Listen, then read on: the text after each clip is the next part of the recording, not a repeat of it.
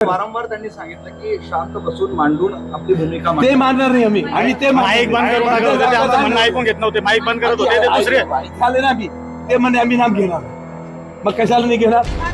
पण तुमच्यावर पहिल्याच सभेत मग आता कारवाई झालेली आहे. आता तो सांगणार ना काय त्याच्यामध्ये काय झेल तर नाही झाली ना.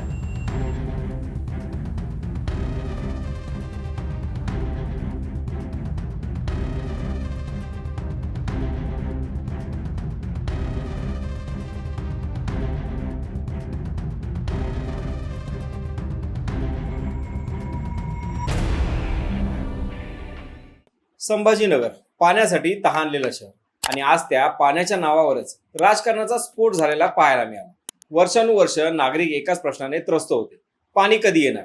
पण ज्या दिवशी त्या प्रश्नाचं उत्तर मिळण्याची चिन्ह दिसली त्याच दिवशी सभागृहात गोंधळ, आरोप प्रत्यारोप आणि थेट कारवाईपर्यंत गोष्ट पोहोचली. होय, छत्रपती संभाजीनगर महानगरपालिका सरकार स्थापन झाल्यानंतर पहिलीच सर्वसाधारण सभा पार पडली आणि याच पाण्याच्या मुद्द्यावरून ठाकरे गटाच्या 6 नगरसेवकांना महापौरांनी सभागृहाच्या बाहेर जाण्यास सांगितलं. पण आजचा मुद्दा फक्त पाणी पुरवठ्याचा नाही, तर त्या पाण्यामागच्या राजकारणाचा आहे. नेमकं सभागृहात काय घडलं, पहिली सर्वसाधारण सभा कशी वादळी ठरली, जाणून घेऊया त्या विश्लेषणाच्या माध्यमातून. नमस्कार, मी स्वप्नील आणि आपण पाहतात त्याचं काय महाराष्ट्र. छत्रपती संभाजीनगर महानगरपालिकेची पहिली सर्वसाधारण सभा आज पार पडली. तब्बल 5.5 वर्षांनंतर ही सभा होत असल्यामुळे प्रत्येक नगरसेवक, प्रत्येक पक्ष आणि नागरिकांची उत्सुकता शिगेला पोहोचली होती. निवडणुका झाल्यानंतर महापौर, उपमहापौर, स्थायी समिती सभापती, विरोधी पक्ष नेते अशा सगळ्या पदांची निवड झाली आणि आता खरी कसोटी होती ती या पहिल्या सभेची. सभेत एकूण 8 विषय ठेवण्यात आले होते. रस्त्याच्या कामांपासून ते पुतळ्यांपर्यंत, नामकरणापासून ते धार्मिक स्थळांच्या दर्जापर्यंत. पण या सगळ्या विषयांवर मात करत एकच मुद्दा चर्चेच्या केंद्रस्थानी आला, तो म्हणजे पाणी पुरवठा योजना. संभाजीनगरकरांसाठी पाणी हा फक्त प्रश्न नाही, तर तो संघर्ष आहे.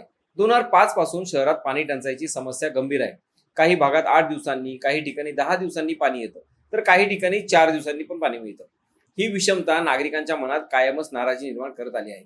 याच पार्श्वभूमीवर समांतर जलवाहिनी योजनेचा विचार पुढे आला. 2016 साली गुढीपाडव्याच्या मुहूर्तावर या योजनेला 1680 कोटी रुपयांची मंजुरी मिळाली.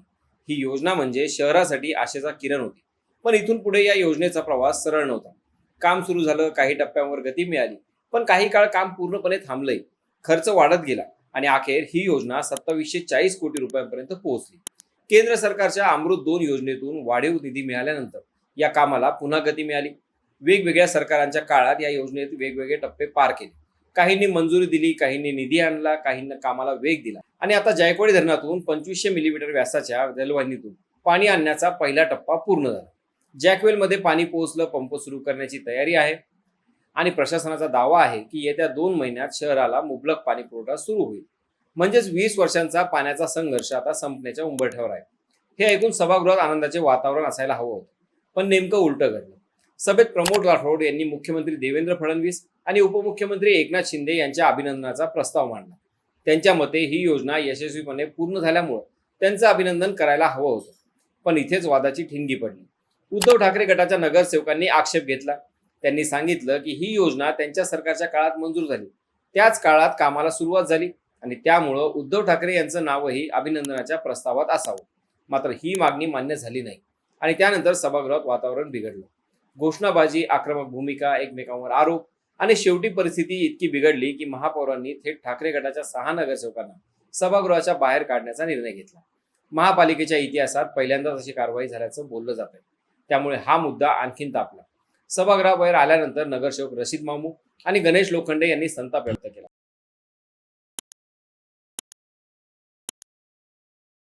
पहले स्टार्टिंग उद्धव ठाकरे सामने रखे थे, तो लोखंडे साहब बोले उनका शुक्रिया अदा करो उनका भी।